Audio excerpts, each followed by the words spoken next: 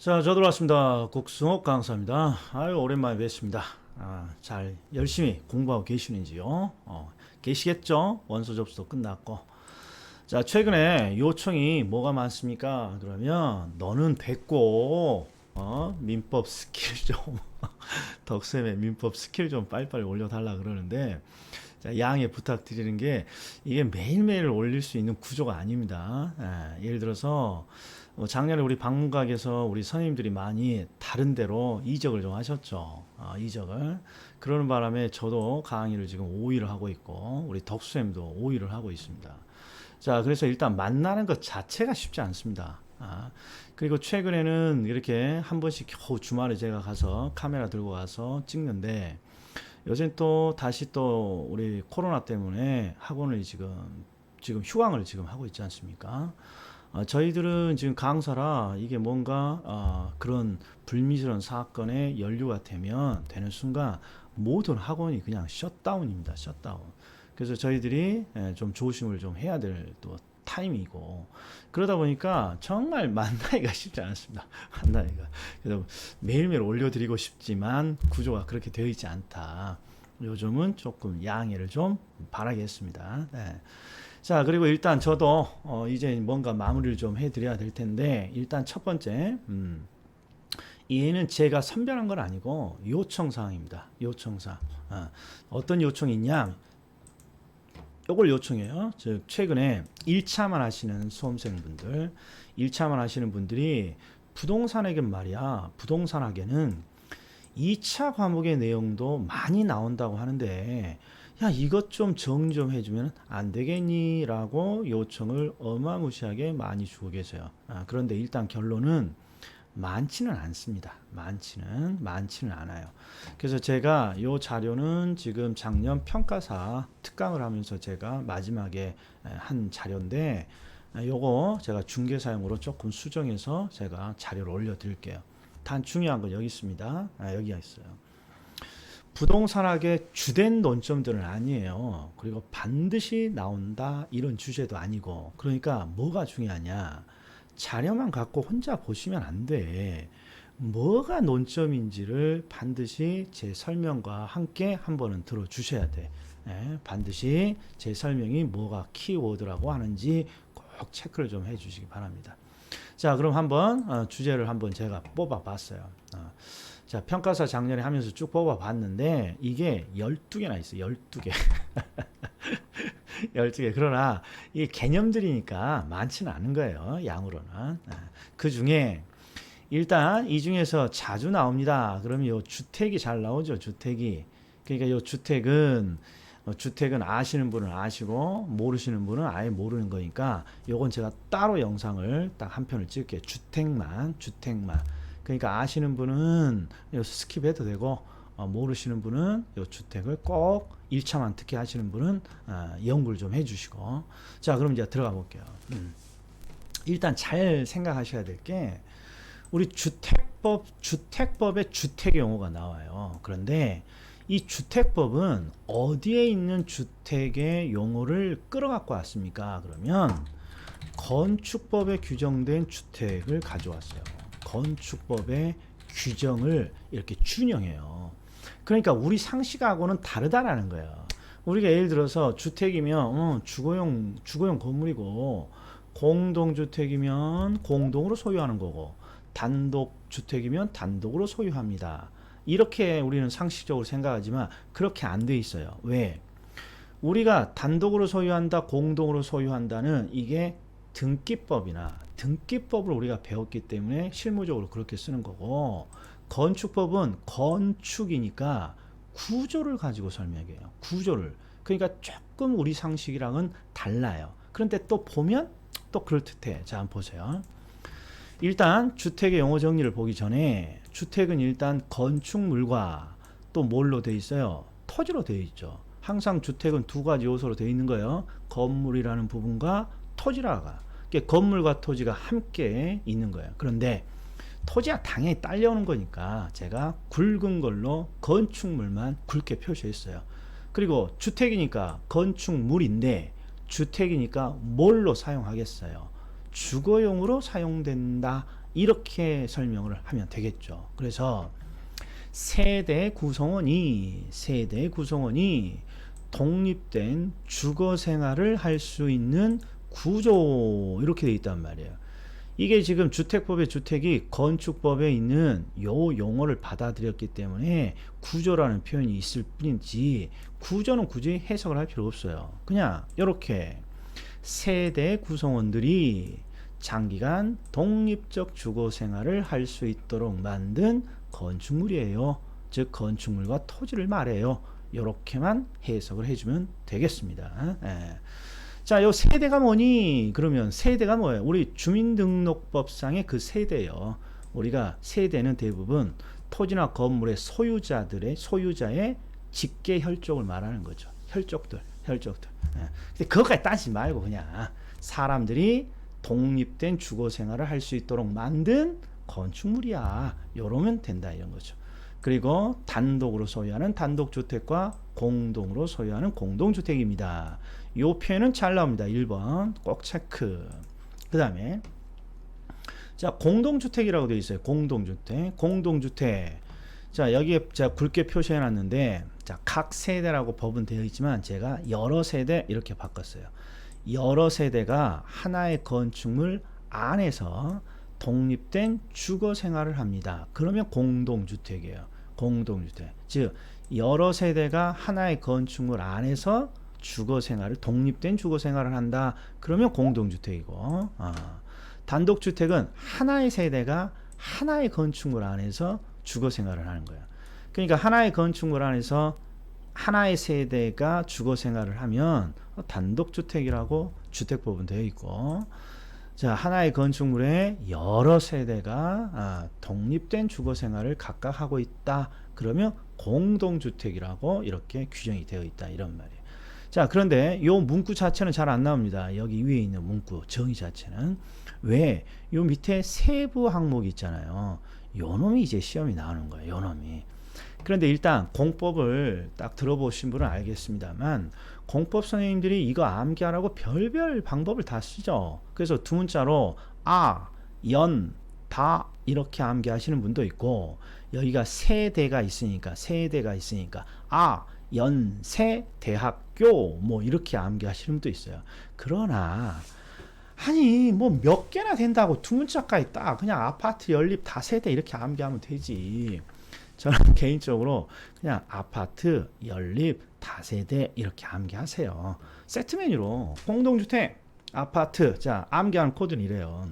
자 연상 코드는 아파트 세 글자 위에도 올려놓고 그 다음 피라미드 형태로 밑에 네 글자 연립주택 그 다음에 다섯 글자 다세대주택 이렇게 아파트 연립주택 다세대주택. 그런데 이것도 길잖아요. 길어. 그래서 저는 대부분 연상을 한 글자 연립 두 글자 다세대 이렇게 세 글자. 그래서 입에 딱 붙기 위해서는 입에 딱 붙으라고 아파트 연립 다세대 이렇게 아파트 연립 다세대 아파트 연립 다세대 이렇게 차례대로 암기하면 되는 거예요. 아파트 연립 다세대 아파트 연립 다세대.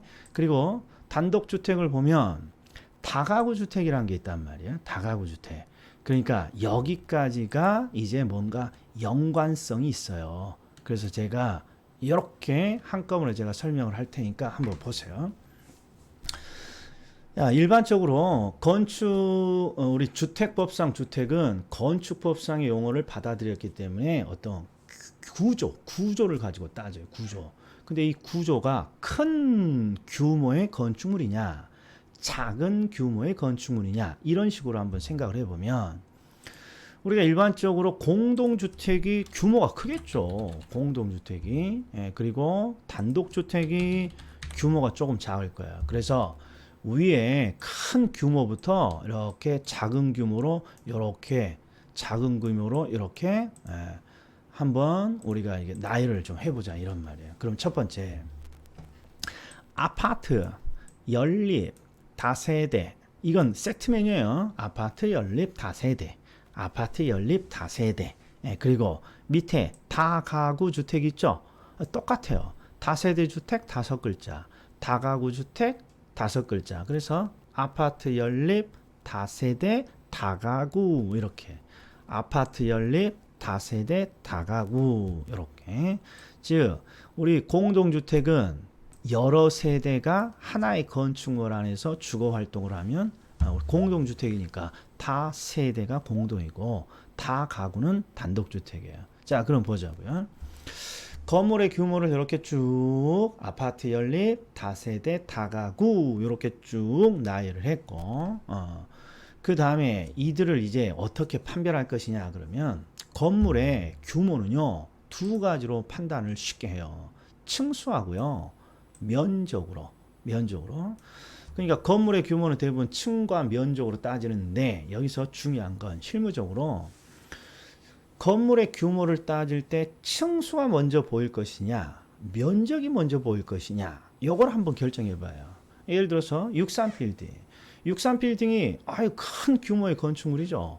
그럼 왜 63빌딩은 큰 규모의 건축물입니까? 그러면 면적이 떠올라오는 거예요. 63층이라는 층수가 떠오르는 거예요. 그렇죠. 그러니까 실무적으로 건물의 규모는요. 이 층수가 가장 먼저 눈에 들어오는 거예요. 층수를 먼저 따져야 돼. 층수 우리가. 그래서 아파트는 주택으로 쓰는 층수가 5개층이에요. 아파트는 무조건 가장 커요. 가장 큰 주택이에요. 주택의 규모 중에. 그러니까 아파트는 주택으로 쓰는 층수가 5개층 이상이다. 그러면 아파트라고요. 그리고 얘는 면적도 없어요. 면적도. 왜? 면적 있을 이유가 없어요. 그냥 5개층 이상이면 다 큰 규모의 주택, 아파트 이렇게 부르는 거니까. 그런데 그리고 또 이 둘을 보세요. 단독주택이에요. 다가구와 다중주택은 단독주택인데 단독주택은요 3층을 넘어가는 게 없어요. 단독주택은 대부분 3층을 넘어가는 게 없어요. 그러니까 이렇게 해석이 되는 거예요. 아파트는 주택으로 사용하는 층수가 5개층 이상입니다. 그럼 가장 커요. 5개층 이상이니까. 그리고 단독주택은 3층을 넘어가는 게 없더라. 단독주택은 3층을 넘어가는 게 없더라. 그러니까 단독주택은 다 3개층 이하 3층이에요. 예. 자, 그러면 문제는 요놈이 문제잖아요. 요놈. 자, 아파트는 5개층 이상이고 단독주택은 3층까지라면 결국 중간에 있는 연립과 다세대는 4개층이라는 거예요. 주택으로 쓰는 층수가 4개층. 그러면 연립과 다세대를 구분할 기준이 필요한데 그 구분할 기준이 바로 요 면적이 이제 추가되는 거예요. 예. 왜? 둘 다 4층이니까 4개층이니까 구별이 안 되잖아요. 그래서 면적이 추가되는 거예요. 근데 일반적으로 연립주택이 조금 더 커요. 그래서 면적이 초가 넘는다고 되어 있고 660 이하면 660까지 660제곱미터까지 다세대라는 거예요. 660까지 다세대고 660을 넘어가는 661제곱미터부터는 연립이라는 거야. 그럼 왜 660이니? 그러면 우리가 그 단위를 법으로 이제 통일화 시켰잖아요. 이제는 평이라는 용어를 안 쓰잖아요. 660제곱미터가 예전에 200평이었어요. 200평을 제곱미터로 바꾸면 660제곱미터예요. 200평까지는 다 세대고 200평을 넘어가는 201평부터는 연립인 거죠. 연립. 자, 이렇게 이해는 됐어요. 근데 공법 선생님들이 또 660이 초가냐 이하냐 이게 헷갈리기 때문에 또 만들어 놨어. 두 문자를. 여기 보시면 초, 이렇게 암비를 만들어 놓으셨어. 연초 다이. 좋은 말이에요? 나쁜 말이에요? 좋은 말이죠. 연초 피면 따이 합니다. 좋은 말 할 때 연초 끊으라는 거죠. 근데 공법 선생님들 다 연초 다이 하면서 다 이렇게 담배 태우고 싶다. 연초 다이. 그런데 이 연초 다이가 아주 강력한 암기 코드예요. 왜 그러냐 그러면 보세요. 다가구에도 다자가 있고 다중주택에도 다자가 있죠. 다자가 있으면 다 이하예요. 이하. 공법에서는 요런 걸 가지고 함정을 많이 파요. 추접스럽게. 예. 그래서 오죽에 있으면 연초, 다이, 다로 시작하면 다 이하, 연립은 초가. 이렇게 하는 것이죠. 자, 그 다음에 또 공통적으로 한번 볼까요? 여기 한번 보세요. 요쪽, 요렇게.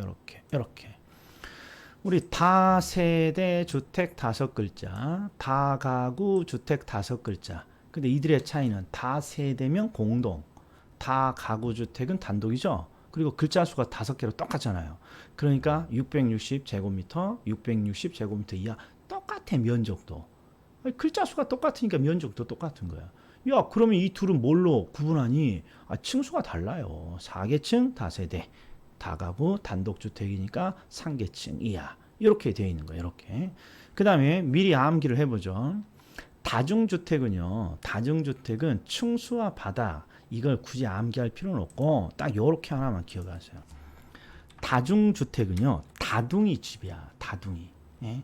이게 뭔가 다둥이가 살고 있는데 몇 둥입니까? 3둥이야. 3둥이.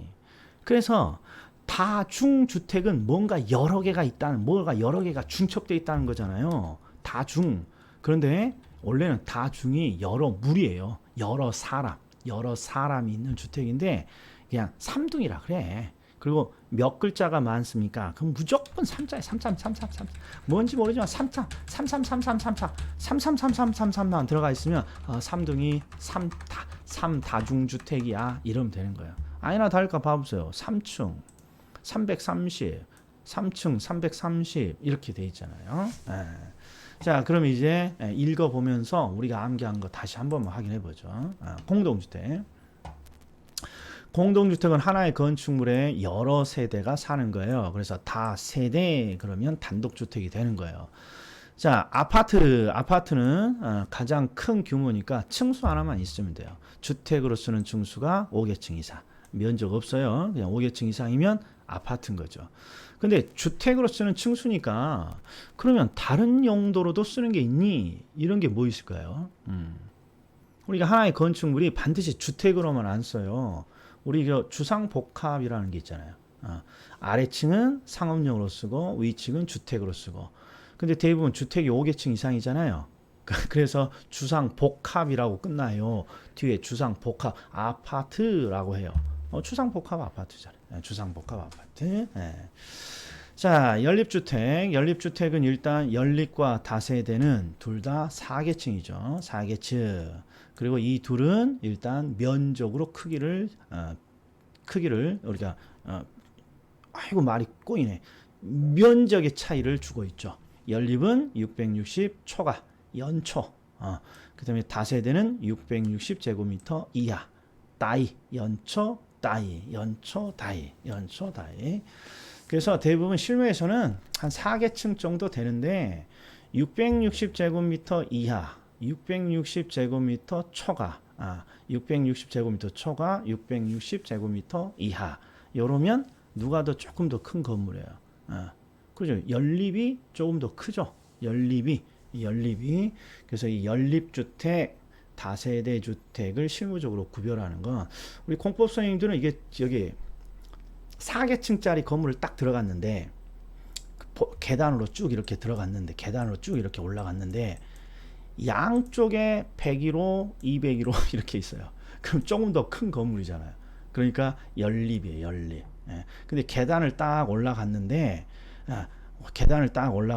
아이고 어디냐 손이. 계단을 딱 올라갔는데 건물 한쪽에 계단이 있고 우리가 층마다 이렇게 하나의 건축물이 이렇게 있어요. 그럼 규모가 조금 작은 건물이겠죠. 그러면 다세대 이렇게 되는 거예요. 들어가서 그러니까 계단을 축으로 양쪽에 뭔가 있으면 조금 더 크니까 연립주택이고 우리 계단 올라가서 한쪽에만 이렇게 집이 있으면 다세대 뭐 이렇게도 합니다. 자, 그 다음에 다가구 주택은 일단 660제곱미터 이하겠죠. 크기가 면적이 똑같으니까. 그리고 단독주택이니까 3계층 이하예요. 3계층. 그리고 추가적인 게 이제 19세대 이하 거주할 것. 그 다음에 다중주택은 몇 자가 많다고요? 3자가 많아요. 330제곱미터 3층 이하. 그런데 이제 보자고요. 여러 사람이 이게 다 중요해요. 중자가 무리 중자겠죠. 이게 여러 무리. 그러니까 여러 사람이 거주할 수 있는 구조예요. 그런데 뭐는 아니죠? 독립된 주거 형태는 아니다. 그러니까 우리 예전에 하숙집 같은 거예요. 하숙집. 저희들 중고등학교 때 그렇죠. 우리 친구들이랑 같이 거주하면서 함께 뭐 화장실도 함께 쓰고 독립된 거주가 아니라 화장실도 함께 주방도 함께 이렇게 쓰는 게 다중주택입니다. 자, 요 정도면 충분합니다. 그래서 암기 코드는 항상 아파트, 연립, 다세대, 다가구, 아파트, 연립, 다세대, 다가구 이렇게 암기하고 다중 3둥이 집이야. 다중 3자가 많아. 이렇게 연상을 하면 되겠습니다. 연상을 하면. 자, 그 다음에 주택법에서는 여러 개 있어요. 준주택도 있고 국민주택도 있고 민영주택도 있는데 일단 도시형 생활주택 잘 나옵니다. 도시형 생활주택 잘 나와요. 도시형 생활주택. 그러면 이해 포인트는 이래요. 주택은 주택이죠. 주택. 근데 이 도시형이 뭐냐는 거예요. 도시형. 자, 시골에 주택 가면 앞마당도 있고 시골에 주택 가면 뭔가 전망도 좋고 이게 시골형 주택인데 도시형 주택은 어떤 주택일까요? 서운하지만 도시형에서는 정말 딱 잠만 자는 주택이에요. 이게 도시형 생활주택이에요. 이게 도시에서는 주택이 비싸잖아요. 주택이 특히 우리 이런 거예요. 젊은 직장인, 아직 또는 대학생, 아직 미혼 직장인 이런 1인 또는 2인 가구가 아파트와 같은 비싼 주택을 구입할 이유는 없죠. 돈도 없고. 그러니까 도시에서 1인 소규모 가구가 소규모 개인이든 2인이든 소규모가 생활만을 할 수 있도록 뭔가 만들어낸 주택이 도시형 생활주택이에요. 우리 이명박 정부가 만든 거죠. 그러니까 주택의 질은 떨어져요. 주택의 질은 면적도 협소하고 뭐 주차 공간도 적고. 그러나 아무튼 도시에서 그렇죠. 우리가 흔히 말하는 20평대, 15평대 이런 큰 주택을 구입할 수 없는 직장인, 대학생 이런 사람들, 그 다음에 이런 젊은 계층에게 뭔가 생활을 위해서 만들어준 주택이에요. 자, 그래서 정의는 300세대 미만이고 국민주택 규모 이게 85제곱미터죠. 국민주택 규모 85제곱미터. 이거보다 훨 안 돼요. 300세대 미만의 국민주택 규모에 해당하는 주택. 우리 시험은 요 300세대가 잘 나와요. 250세대라고 한번 나온 적도 있고 150세대라고 나온 적도 있고. 그리고 나중에 제가 하겠습니다만 도시형 생활주택은 자, 많이 공급하는 게 목적이에요. 많이 공급하는 게. 그래서 얘는 분양가 상한제의 적용을 받지 않는다. 이게 평가사, 중개사 시험에 다 한 번씩 나온 거예요. 도시형 생활주택은 주택이지만 분양가 상한제 적용을 받는 주택이 아니옵니다. 요거. 자, 그 다음에 임대주택 있어요. 임대주택. 요 임대주택은 2차에도 없는 거예요. 부동산 학에서만 유일하게 다루는 거예요. 근데 얘가 대단히 복잡해. 그러니까 제 설명을 잘 들으셔야 돼. 제 설명을. 일단 임대주택이니까 임대를 목적으로 하는 주택입니다. 그런데 임대를 목적으로 하는 주택이 크게 공공임대주택과 민간임대주택으로 구분합니다. 이렇게 돼 있죠. 이 공공은 뭔지 모르지만 국가나 지방자치단체 등 공공이 뭔가 공급하는 임대주택이고 민간은 이게 민간인이 임대주택을 하는 거잖아요. 그러면 둘 중에 상식적으로 뭐가 중요할 것 같아요? 민간 임대주택은 규율할 필요가 없잖아요. 민간인이 알아서 하는 거니까. 그래서 요 놈이 중요한 거예요. 요 놈이. 공공임대주택이. 그럼 지금 공공임대주택의 흐름을 잘 보셔야 돼. 자, 공공주택 이렇게 해볼게요. 공공주택. 자, 이 공공주택은요, 그냥 주택자, 국가, 지방자치단체 그리고 또 누가 있을까요? 우리 주택을 공급하는 사람이. 우리 주택공사겠죠. 지금은 토지공사랑 합병이 돼서 토지주택공사라고 하죠. 아무튼 국가가 또는 지방자치단체가 그 다음에 우리가 잘 아는 그냥 주택공사라고 할게요. 주택공사, 공기업. 그리고 또 누가 있어요? 지역마다 지방자치단체마다 어떤 지역 지방공사가 있어요. 예를 들어서 서울시면 서울시 지방공사. 우리 쉬프트라고 하죠. 요런 공사들이 있어요. 지방자치단체마다 뭐 주택과 관련된 업무를 담당하는 기업이 또 공기업이 하나씩 있단 말이에요. 이런 거예요. 국가나 지방자치단체, 한국토지주택공사, 그다음에 지방공사, 뭐 이런 애들이 마련한 주택이겠죠. 여기까지는 딱 삘이 와요. 그런데 첫 번째, 요 공공이 주택을 어떻게 마련합니까? 일단 이게 중요해. 이게 어떻게 마련하느냐? 그럼 첫 번째, 건설을 해서 마련할 수도 있고, 매입해서 마련할 수도 있죠. 이게 일반적이었는데 지금은 임차가 하나 더 들어가 있어요. 이런 게 주의해야 돼요. 예를 들어서 공공이 주택을 마련했는데 건설을 통해서 마련했습니다. 그러면 공공건설주택이라고요. 공공건설주택. 요 사이에 이제 하나씩 들어가는 거예요. 이렇게.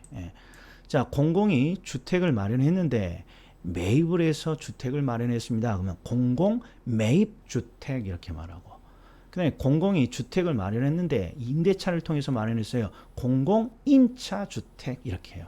그러니까 지금 여기에 있는 요 세 가지가 공공주택을 어떻게 마련하느냐 이 방법이에요. 그래서 시험에는 뭐가 나왔냐?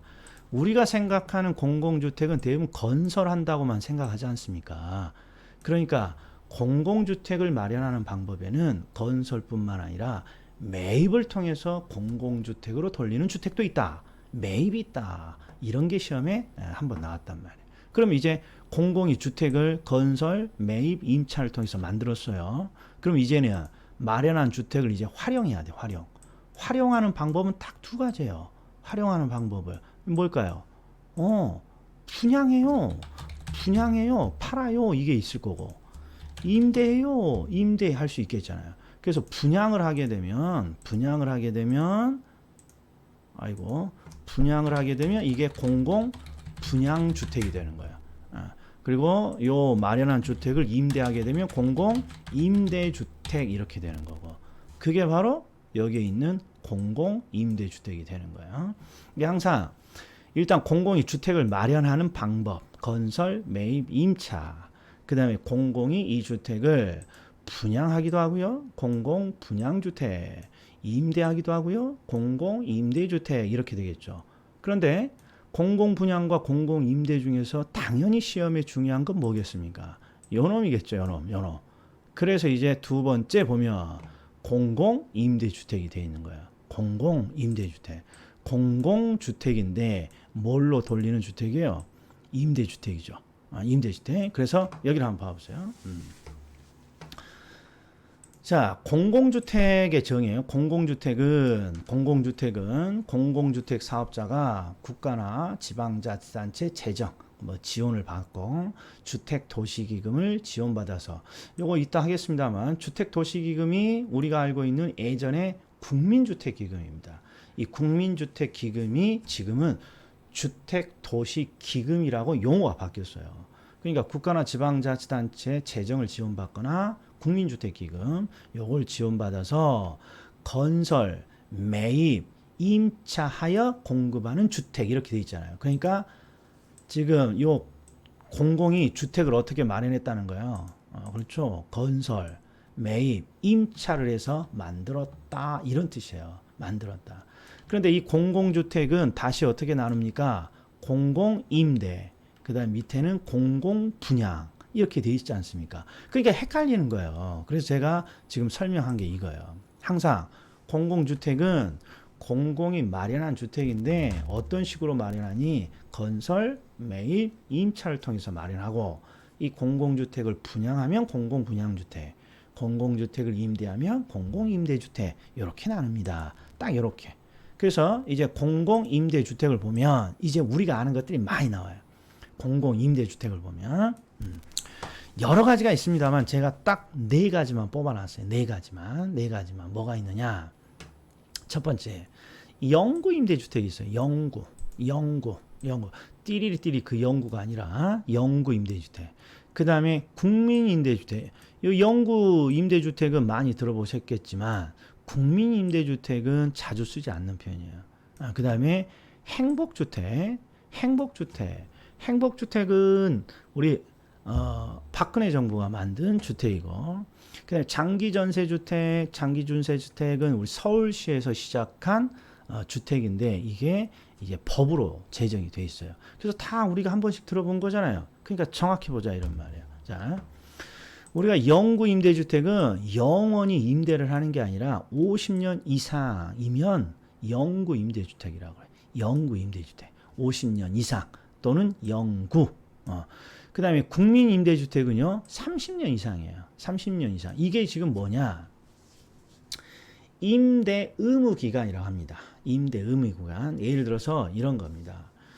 누가 주택을 짓던 국가로부터 뭔가 지원을 받았어요. 지금 여기는 지금 여기죠. 국가나 지방자치단체의 재정을 지원받거나 국민주택기금인 주택도시기금을 지원받거나, 자, 아무튼 어떤 식으로든지 임대주택 중에 임대주택을 건설할 때 뭔가 지원을 많이 받았어. 정부로부터 지원을 많이 받았으면 반드시 give and take의 원리에 의해서 의무가 생겨요.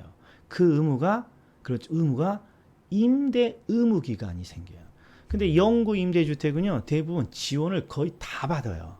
그러니까 그 임대 의무 기간이 50년 이상이 되는 거예요. 이게 이런 뜻이에요. 왜 영구 임대주택은 50년 이상이냐? 국가가 지원을 많이 해줬구나. 대신 50년 이상 임대주택으로 활용하라고 의무를 부과하고 있구나. 요 정도면 되는 거예요, 그냥. 그리고 여기는 국민임대주택은 30년 이상이니까 조금 더 적게, 얘보다는 영구보다는 더 적게 지원을 받았다. 이렇게만 이해해 주시면 되는 거예요. 자, 그럼 비교해 보죠. 자, 영구 임대주택은요, 여기가 최저소득 계층이에요. 최저소득의 계층의 주거 안정을 위해서 50년 이상 또는 영구적으로 보내는 거고, 국민임대주택은 최저소득이 아니라 저소득 서민이에요. 저소득. 그리고 30년 이상 장기고, 장기고. 자, 그러면 이 행복주택이 뭡니까? 요걸 보세요. 요 두 주택은요, 주거 취약계층 중에 소득계층이 낮은 계층을 위해서 만든 임대주택이 맞아요. 근데 이제 행복주택은 어떤 뜻이냐? 요 밑을 보시면요, 이렇게 돼 있어요. 대학생, 사회초년생, 신혼부부 등 젊은 층의 주거 안정. 그러니까 딱 보니까 대학생, 사회초년생, 신혼부부 등이니까 주거 취약계층은 맞아요. 즉 주거 취약계층은 주택을 자력으로 구입하지 못하는 계층이에요. 근데 이들은 소득이 낮아서 뭔가 주택을 구입하기 쉽지 않은 것보다는 상황이 그래. 상황이 소득이 낮을 수밖에 없는 거죠. 대학생, 공부하는데 돈이 있을 리가 없죠. 사회초년생, 그렇죠. 이 사회초년생이고 신혼부부 대부분 젊은 계층이니까 그죠. 소득이 낮지만 상황이 소득을 만드는 거예요. 이게 박근혜 정부가 어떤 취지를 만들었냐? 이렇게 대학생이나 사회초년생이나 신혼부부 등등의 이런 젊은 층은 돈이 없을 수밖에 없는 계층이잖아요. 그러니까 자꾸 주택에서 소외된다는 거죠. 그래서 이들을 대상으로 하는 임대주택을 한번 만들어 보자 하고 만든 게 행복주택이에요. 우리 보수 정권이 이름은 기가 막히게 짓죠. 행복자, 정말 이름 기가 막히죠. 행복주택. 예. 자, 살고는 싶어요. 그러나 쉽진 않겠죠. 그리고 행복주택의 특징이 뭐냐? 예전에 이런 젊은 계층에게 주택을 지원해주면 대부분 땅값이 싸야 뭐 임대료도 적게 받을 거니까 외곽에다가 임대주택을 많이 짓고 거기다가 뭔가 원하면 지원해라 이렇게 했는데, 이 행복주택의 취지는 알짜배기 땅에다가 뭔가 임대주택을 짓는 거예요. 알짜배기 땅에다가. 즉 역과의 접근성도 좋고 생활 환경도 좋고. 왜? 젊은 계층들이 선호할 거니까. 그런 데다가 만들어 주겠다는 거죠. 그런데 성공할 듯 합니까? 못할 듯 합니까? 항상 모든 우리 주택의 소유자들은 이게 행복주택이든 아니든 임대주택이 주변에 들어오는 걸 싫어한다는 게 문제인 거죠. 그래서 취지는 대단히 좋았습니다만 활성화되지를 못하고 있어요. 자, 그 다음에 장기 전세주택. 자, 국가나 지방자치단체 재정이나 주택도시기금의 자금을 지원받아서 전세 계약의 방식으로 공급을 하는데 도대체 얼마나 장기로 전세를 해주니? 20년이래요. 20년. 그러니까 장기 전세 주택은요, 임대 의무 기간이 무조건 20년이에요. 그러니까 장기 전세 주택으로 지었습니다. 그럼 무조건 임대 의무 기간이 20년이니까 20년 원하면 내가 20년까지 살 수 있는 겁니다. 20년. 자, 그 다음에 공공분양주택은 딱 용어 하나만. 공공주택인데 뭘로 돌리는 거야? 분양으로 돌립니다. 그래서 자, 공공주택 중에 공공임대주택, 그 중에 영구임대, 국민임대, 그 다음에 장기전세주택. 이게 우리 시험에 2번이나 나온 내용이에요. 그럼 임대주택까지 끝났어요. 그럼 나머지 거 한번 보자고요. 자, 준주택 이런 게 있네. 준주택은 주택이 아니래를 마치 주택처럼 취급하는 거죠. 그러니까 주택 외 건축물이에요. 주택 외 건축물인데 그걸 주거시설로 이용해요. 그래서 공법에서는 4가지가 사례로 나오죠. 뭐 암기하는 게 타기, 오노 뭐 이렇게 암기하시더라고. 그런데 그냥 쉽게 딱 하나만 오피스텔 하나 정도만 아시죠? 오피스텔이 주거시설로 이용될 수도 있잖아요. 그러면 준주택이라고 한다 이런 거죠. 그 다음에 국민주택하고 민영주택 요 2개는 세트맨입니다. 자, 국민주택은요, 국민주택 규모 이하인 주택이다. 이게 중요한 게 아니라 요거 다음 어느 하나에 해당하는 주택. 그리고 다음 어느 하나에 해당하는 주택은 대부분 국민주택 규모 이하로 지을 수밖에 없습니다. 그래서 보았더니 국가, 지방자치단체, 한국토지주택공사, 그 다음에 지방공사. 우리가 알고 있는 대부분 정부기관이죠. 국가, 지방자치단체, 주택공사, 지방공사. 이들이 직접 건설하거나 국가나 지방자치단체의 재정 또는 주택도시금의 자금을 지원받아서 뭔가 건설되거나 개량되는 주택. 그러니까 포인트가 민간이 주택을 건설하더라도 자, 국가나 지방자치단체 재정이나 주택도시금의 지원을 받아서 건설했다면 국민주택이 될 수 있다는 거죠. 국민주택 규모 이하로 지었다면. 자, 그래서 국가나 그냥 딱 요거 하나만 기억하죠. 국가가 건설하거나 국가 등이 건설하거나 국가 등의 지원을 받아서 건설했고 국민주택 규모 이하라면 국민주택이라고 한다. 그리고 너무 허무하게 국민주택을 제외한 주택을 주택법은 다 민영주택이라고 그래요. 그래서 이 2개가 세트 메뉴라는 거예요. 국민주택이 아니면 민영주택 이렇게 나누고 있다는 것이죠. 그럼 이 정도가 지금 주택과 관련된 용어 정리예요. 이거 몇 번이나 됐는지 모르겠어요. 일단 임대주택이 어려워서 임대주택에 대한 설명을 제가 조금 자세히 했죠. 그래서 항상 포인트 자, 쭉 해볼게요.